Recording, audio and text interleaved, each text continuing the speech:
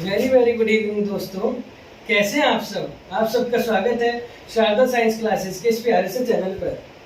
आज मैं आप सबके लिए लेके आया हूँ life processes chapter 10 class 10th biology chapter life processes का न्यूट्रिशन इन एनिमल्स, और उसमें भी nutrition in amoeba and nutrition in paramecium, जिस पे बोर्ड में क्वेश्चन टकरा जाता है।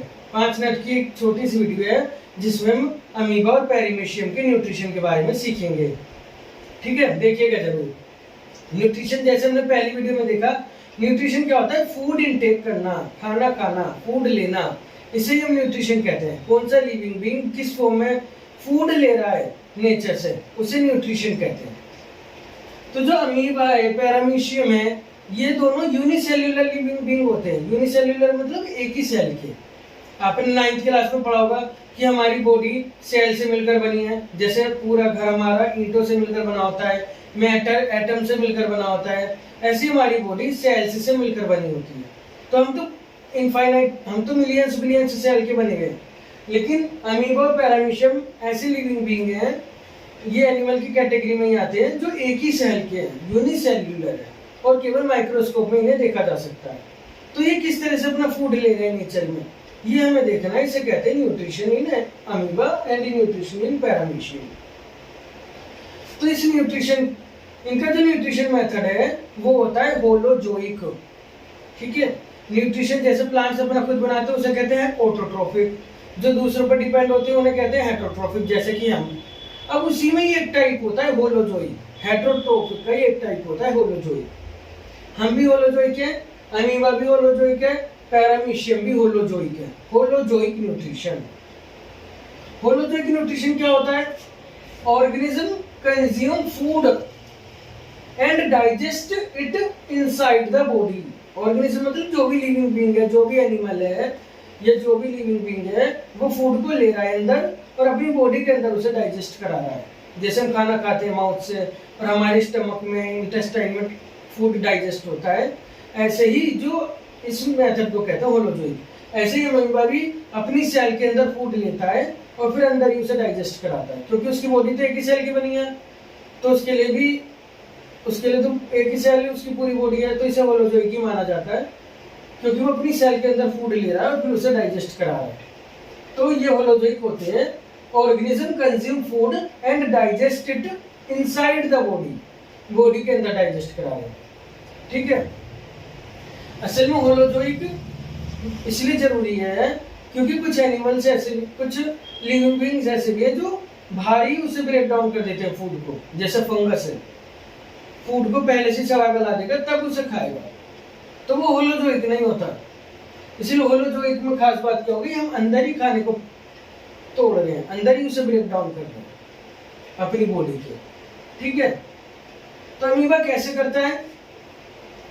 When amoeba comes near the food particle, जब वो अपने आसपास अपना कोई फूड देखता है, उसका भोजन देखता है, it makes finger like structure, ये वो फिंगर लाइक स्ट्रक्चर बना लेता है, जिन्हें हम स्यूडोपोडिया कहते हैं।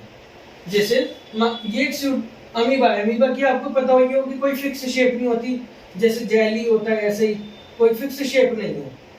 तो ये अमीबा, इसके पास इसने देखा एक फूड पार्टिकल है जो हमने यहाँ पे ग्रीन कलर से दिखाया है।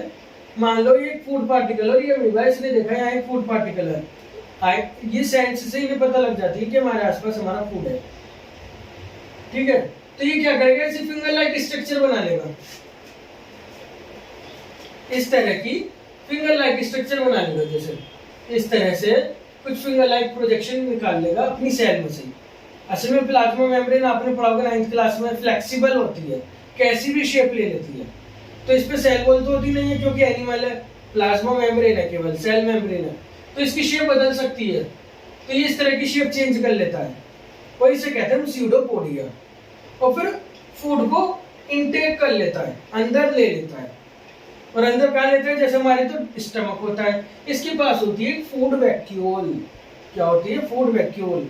वैक्यूल भी आपने पढ़ी होगी 9th क्लास में, एक सेल ऑर्गेनेल होती है, एक स्टोर हाउस है एक तरह का हमारी सेल का, जिसमें एक्स्ट्रा सामान हम भर देते हैं। लेकिन इसकी जो फूड वैक्यूल है वो फूड के लिए स्टमक की तरह काम करती है, फूड को डाइजेस्ट कराती है। ठीक है, तो अगला पढ़ते हैं। Then it intake food into its food vacuole with help of pseudopodia. इन स्यूडोपोडिया की हेल्प से डिफ्यूजन के द्वारा अपने फूड को अंदर ले लेता है, डिफ्यूजन के द्वारा।